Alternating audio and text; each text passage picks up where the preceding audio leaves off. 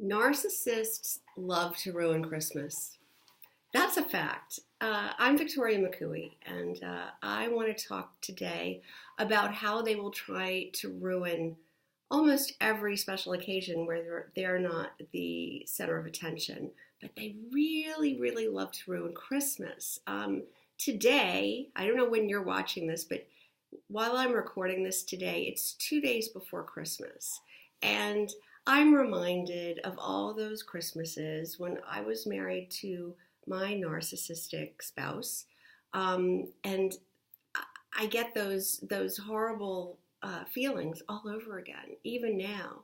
It's still a trigger because I know exactly what you're going through, and you're already getting anxious. You're already clenching up and getting nervous about what is going to happen on this holiday, right? Here's my advice to you. Decide, make a decision that you're going to do the holiday on your terms. I know it's easier said than done, but believe me, you have more control than you believe. You have more power than you know, and you just have to use it. And I know what you're thinking. And if we were in the same room together, you'd be saying to me, you don't understand.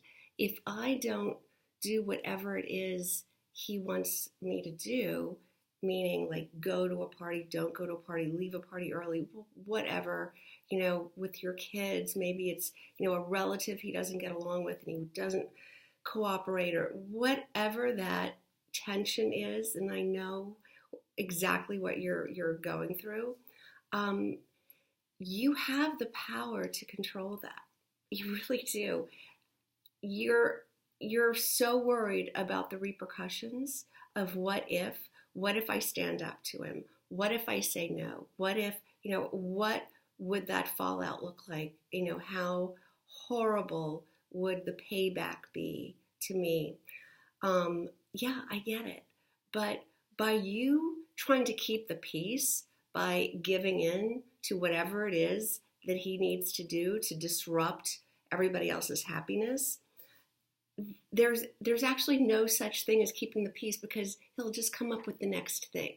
So yes, you give in to this, you try to keep the peace, you do whatever it is he wants in the moment because you think it's easier or better for everybody than to have his explosion if you defy him.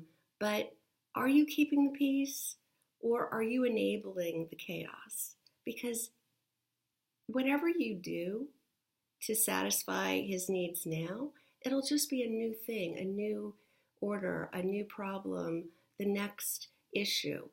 It's never going to stop. It's never going to change. It's never going to go away.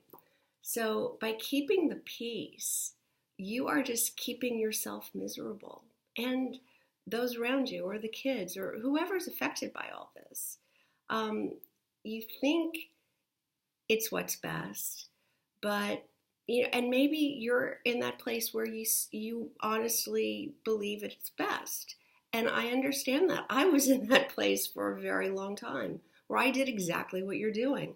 I kept the peace because I wanted for everybody to have a happy holiday and for it to go the best way it could. And I thought that meant giving into whatever the demands were.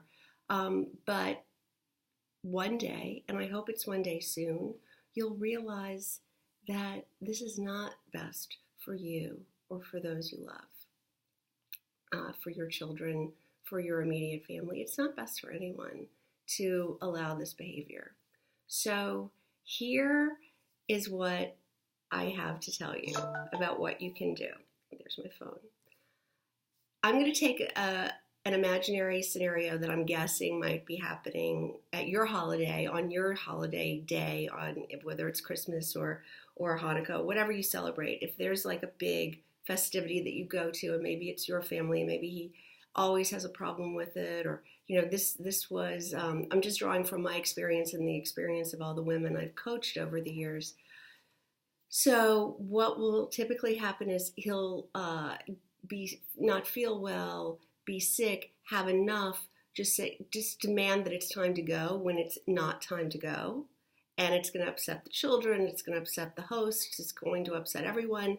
But he's determined that this is what has to happen because it suits him now, and it's going to disrupt everything, and it's going to make him the center of attention, and it's going to put focus on him and that he's getting his way.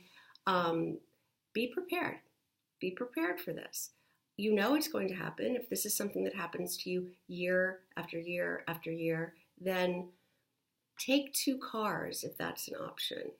And no, he's not going to just want to do that, but you can either spin it so that it's something that works for him, that, you know, there's a reason why this would benefit him, or if not, just put your foot to, just like, this is what we're doing. And I know how aggressive these guys can be. If he absolutely does not let that happen, hey, now it's so much different than I was going through this. There's Uber, there's Lyft, you can call a car. Be prepared to do that. Be prepared to do that. Say, if you take the car, if you leave, we're staying, and I'll call a car. And, you know, there will be threats and there will be everything else, but you're drawing the line in the sand. And I'm sorry if it has to be on Christmas, but it might be a necessary evil for you to finally have the Christmas you want on your terms.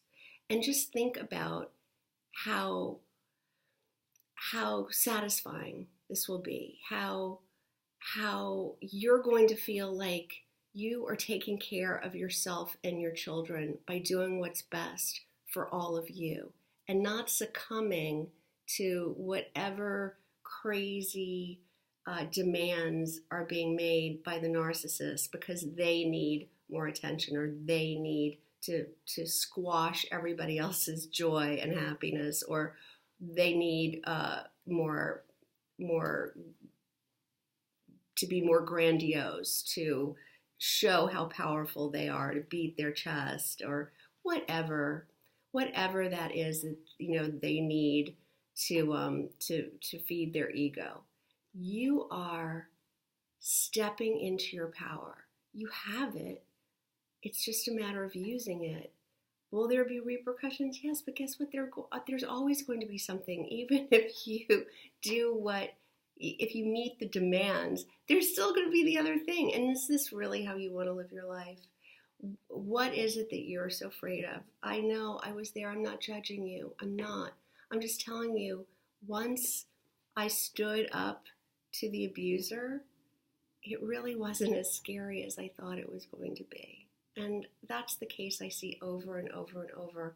It's that inflated ego. You know, yes, they're going to make you pay. Yes, they're going to, but you just keep drawing those boundaries and not let it affect you. You take care of you. You do what's best for you. And let the narcissist do whatever he needs to do, but it's not going to involve you. It's not going to alter the way you spend your holiday celebration.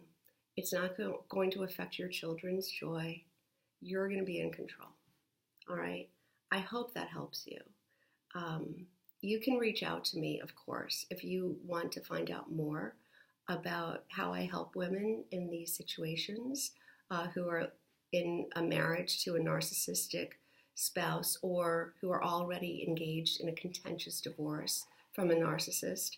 I will put all the information available to you here below. Or you can check out my website at victoriamcooey.com. All right, have a very Merry Christmas if that's what time of year it is while you're watching this. And I hope I speak to you soon.